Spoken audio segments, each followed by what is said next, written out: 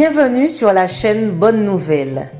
La méditation du jour a pour titre Simplicité et confiance.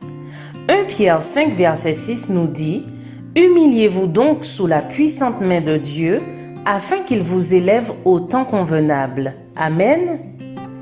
Il ne faut pas croire qu'une personne réellement humble soit arrêtée dans son développement normal, que ses aspirations ne soient pas élevées, que sa vie soit entachée et qu'elle évite toutes les responsabilités dans la crainte de ne pas s'en acquitter convenablement. Non, une réelle humilité s'acquitte des charges qui lui incombent en comptant sur le secours de Dieu. Dieu travaille avec qui il veut. Parfois, il choisit les instruments les plus humbles pour faire de grandes choses, car c'est dans l'humaine faiblesse qu'il fait éclater sa puissance souveraine. D'après notre manière de voir, nous estimons que telle ou telle chose est petite ou grande. Mais Dieu juge tout autrement que nous. Ne pensons pas que ce qui est grand à nos yeux soit obligatoirement grand aux siens, que ce qui est petit à nos yeux le soit aussi aux siens.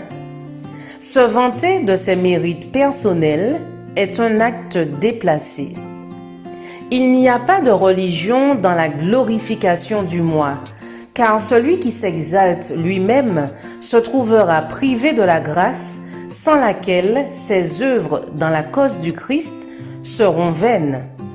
Celui qui se laisse aller à l'orgueil ou à la recherche des honneurs n'accomplira qu'un travail défectueux.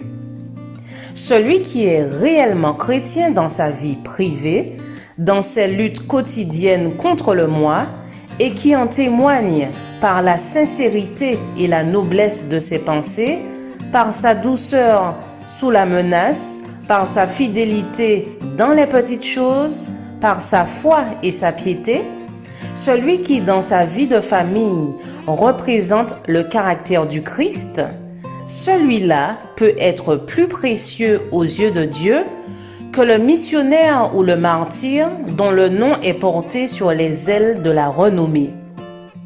Ce n'est ni dans la science, ni dans la condition sociale, ni dans le nombre, ni dans les capacités, ni dans la volonté de l'homme qu'il faut aller chercher le secret du succès.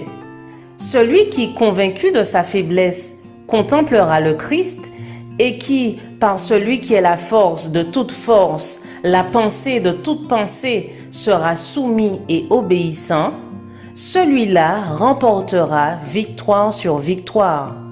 Magnifique sera la récompense de la grâce réservée à ceux qui auront travaillé pour Dieu dans la simplicité de la foi et de l'amour.